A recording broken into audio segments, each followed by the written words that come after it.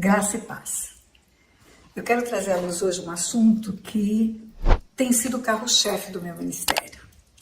Eu diria que é a maior revelação que Deus me deu e que tem transformado histórias de pessoas, de famílias, de ministérios, até de cidades.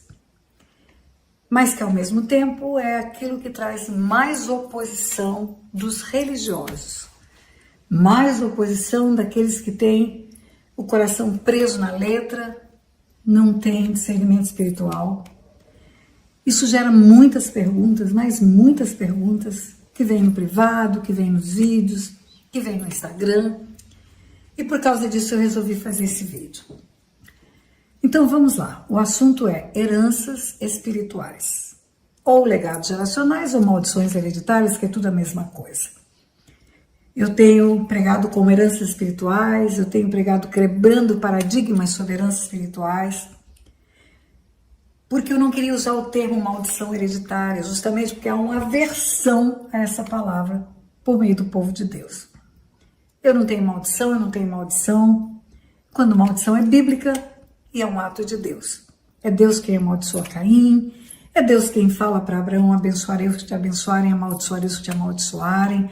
É Deus que termina o Velho Testamento dizendo que antes se viesse o grande e terrível dia dele, ele fala pela boca do profeta Malaquias que ele enviaria o profeta Elias para que convertesse o coração dos pais aos filhos e dos filhos aos pais, para que eu não venha ferir a terra com maldição, ele diz.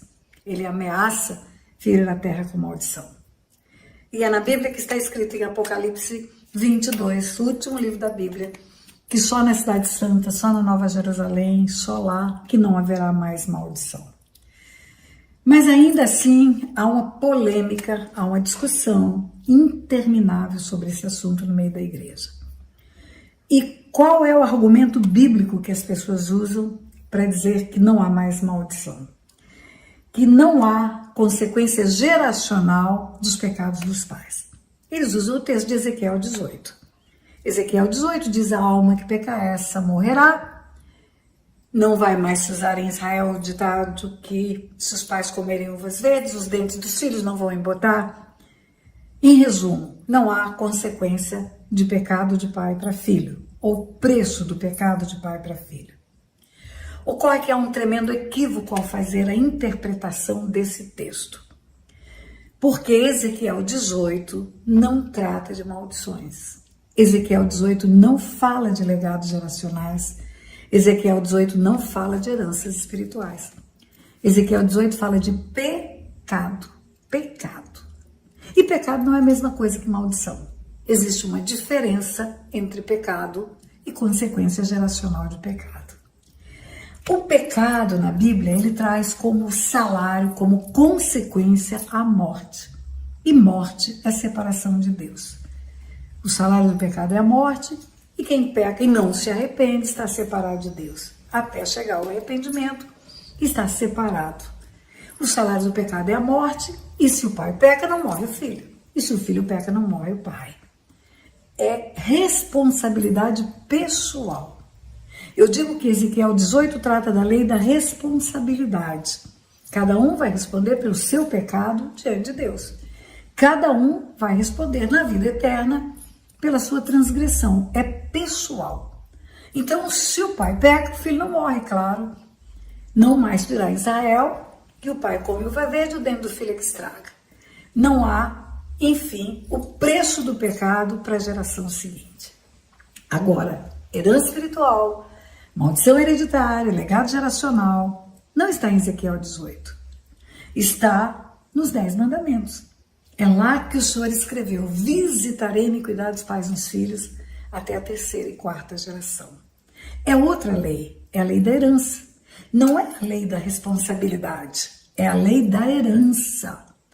A herança espiritual, ela não decorre de responsabilidade.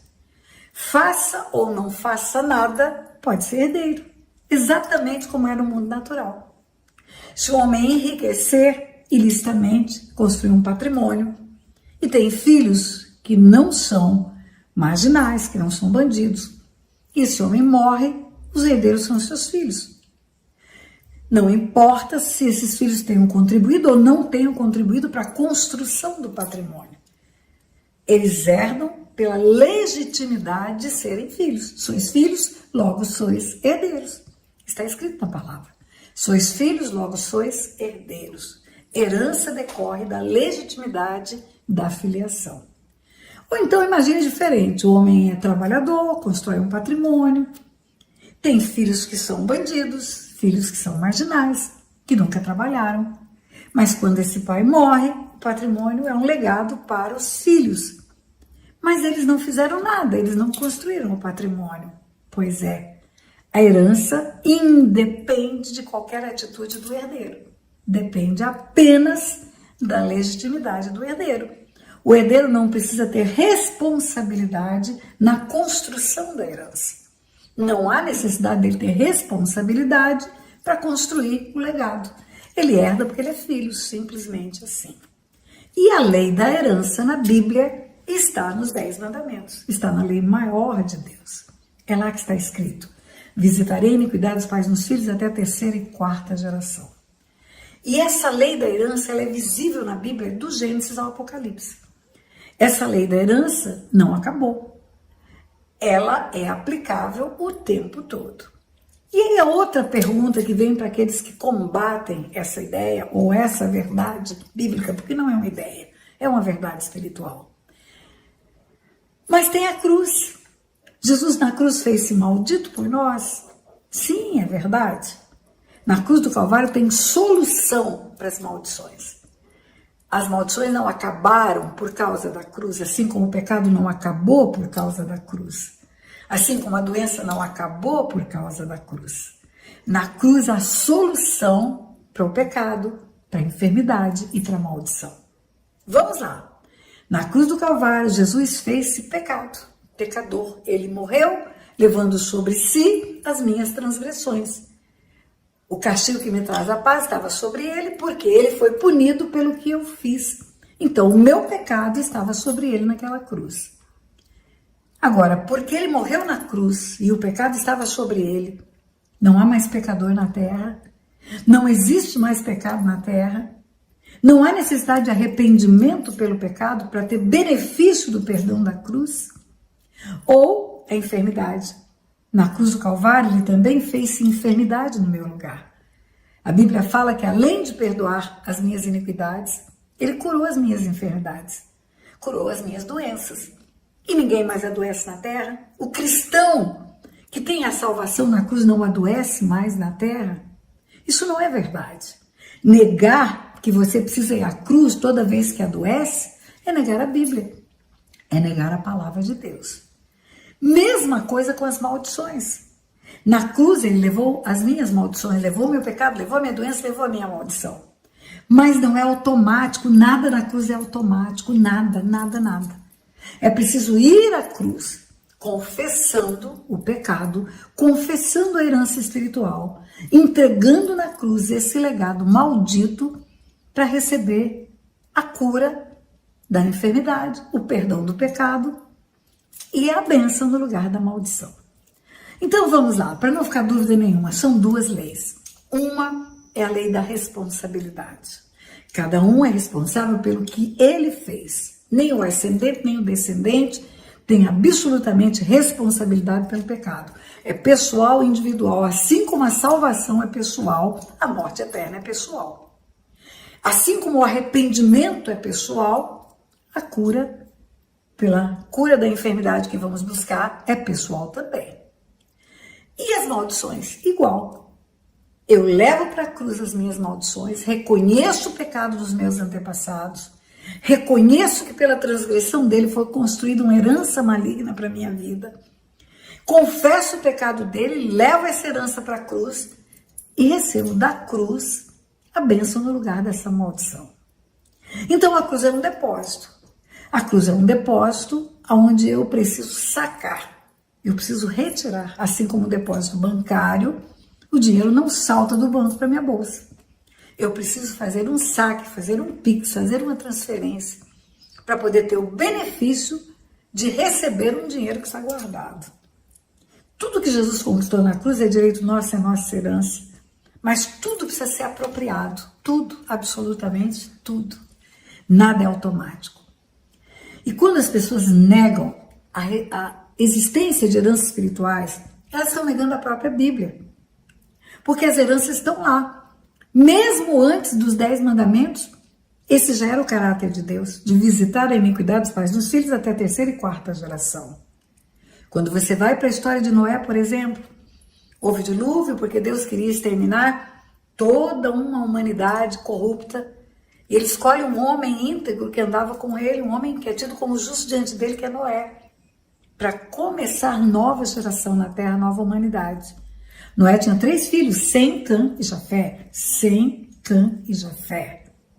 Depois do dilúvio, Noé toma um corre, fica nu, descomposto.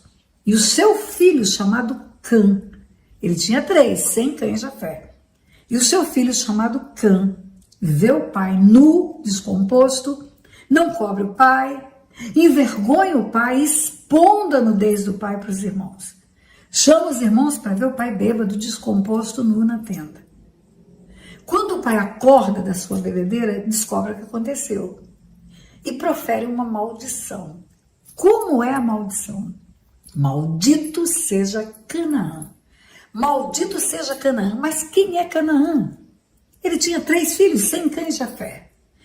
Canaã é filho de Cã. Quem transgrediu? Foi Cã. Quem tem a responsabilidade? É Cã. Quem tem o pecado de desonra ao pai? É Cã. Mas quem herda a consequência geracional do pecado de Cã? É o filho de Cã, que o nome dele é Canaã. E é assim a Bíblia toda. A herança espiritual é uma consequência para outras gerações dos pecados dos antepassados.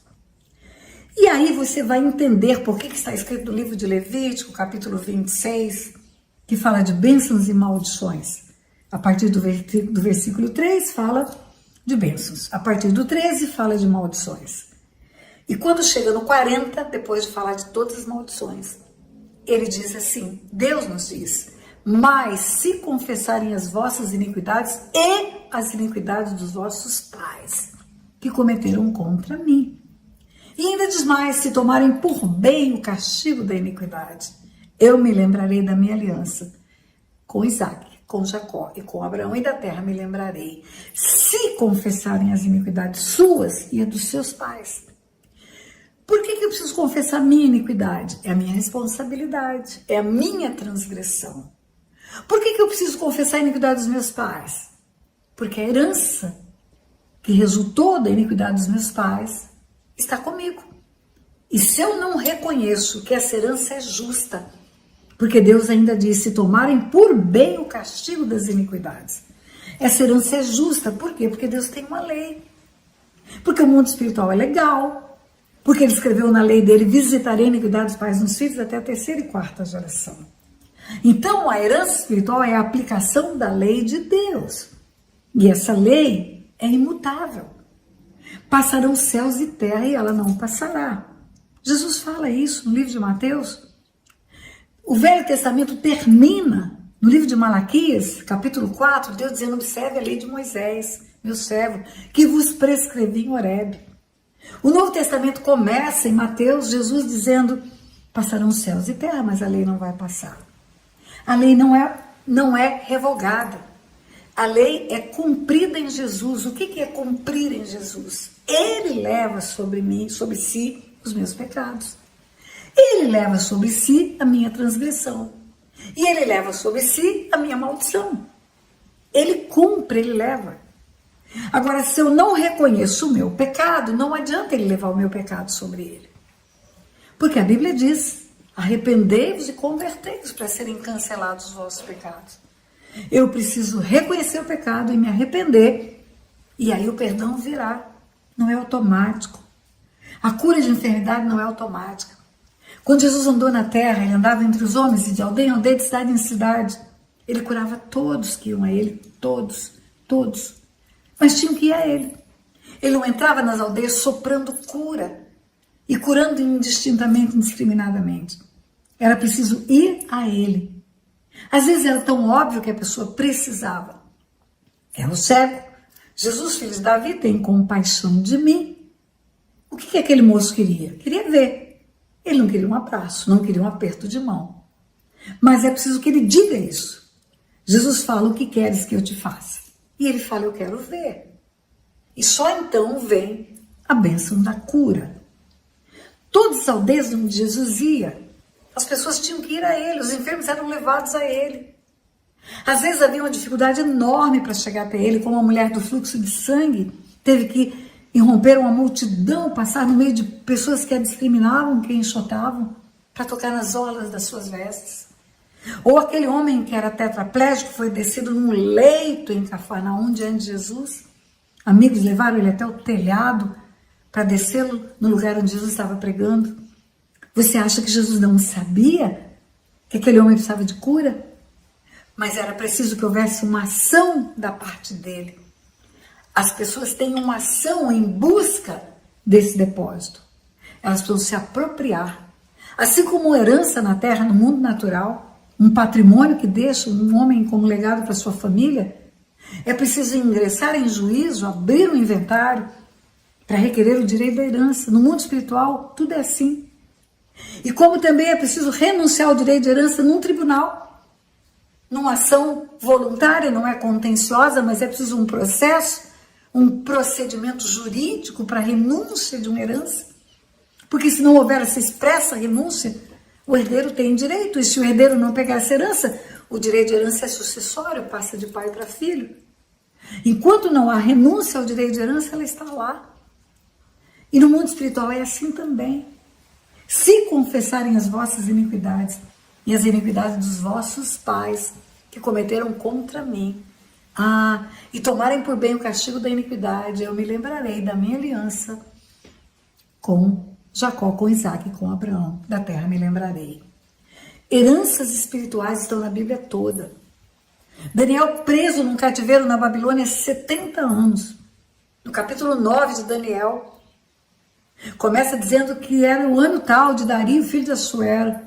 E Daniel vê pelos livros de Jeremias que o tempo do cativeiro deveria durar 70 anos. E já havia 70 anos que ele estava lá. E aí ele vai confessar pecados dele e dos pais, dos antepassados. Por que está escrito no ano de Dario, filho de Assuero? Porque está dizendo para mim e para você que Daniel foi preso na Babilônia por Nabucodonosor. E Nabucodonosor governou até morrer. E depois sucede Nabucodonosor a Assuero. Mais uns anos depois sucede Assuero Dario. Então está nos dizendo que Daniel está há anos preso num cativeiro. Por quê? Por que Daniel estava preso? Porque havia um legado geracional, havia uma herança espiritual para ele. Quando você vai para o livro do profeta Jeremias, você vai ver no capítulo 1, Deus dizendo para aquele povo, no capítulo 2, dizendo: porque vocês entraram numa terra fértil, que mana leite e mel, onde eu os coloquei, e vocês chegaram nessa terra e não me invocaram. As minhas leis não guardaram, os sacerdotes não fizeram o que era certo, os profetas profetizaram por Baal, foram atrás de ídolos, idolatria e abominação a Deus. E Deus diz: por causa disso, eu ainda contenderei convosco, e até com os filhos dos vossos filhos eu pleitearei. Filho de filho é neto, é neto. Daniel entendeu. Ele era neto daqueles que foram responsáveis pelo cativeiro. Terceira geração, estava preso na Babilônia. Por isso ele vai confessar pecados geracionais. Ou você vai ver em Jeremias 16, Deus dizendo ao profeta Jeremias, 70 anos antes, ou seja, o cativeiro ainda não havia acontecido, e Deus dizendo: olha, avisa o povo que vai acabar o tempo da alegria. O tempo do noivo, da noiva, isso era um adágio em Israel, tempo de alegria. E aí, profeta, quando você anunciar isso, o povo vai dizer: por que Deus está bravo? Por que Deus está nos ameaçando com todo esse mal? E você vai responder para o povo: porque os vossos pais me deixaram e foram atrás dos ídolos, coisa de nenhum proveito. Em resumo, tenho muitos vídeos aqui. Tem 3 vídeos quebrando paradigmas sobre heranças espirituais. Tem muitos vídeos sobre legados geracionais.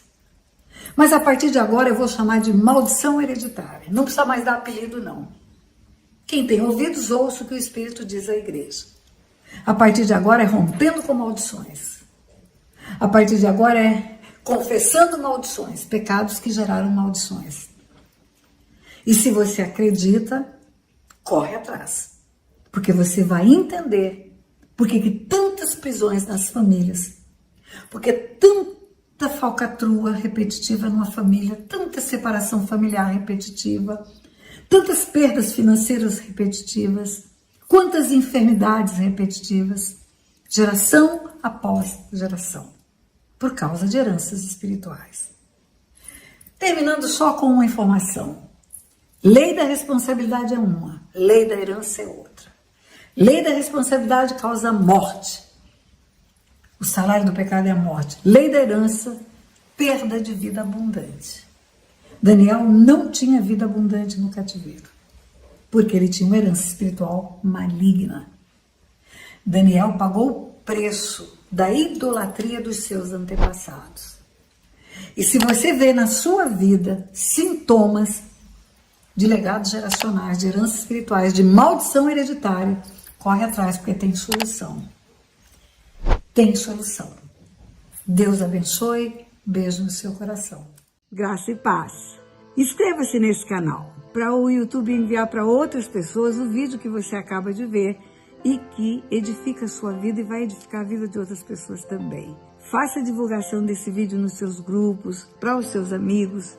Você vai estar me ajudando a impulsionar essas verdades que Deus tem me instruído para compartilhar com você. E eu vou ficar muito agradecida. Eu quero que muitas e muitas pessoas neste mundo tenham acesso a essas verdades espirituais. Por isso eu estou lhe fazendo esse pedido. Inscreva-se, dê um like, divulgue. Deus abençoe sua vida.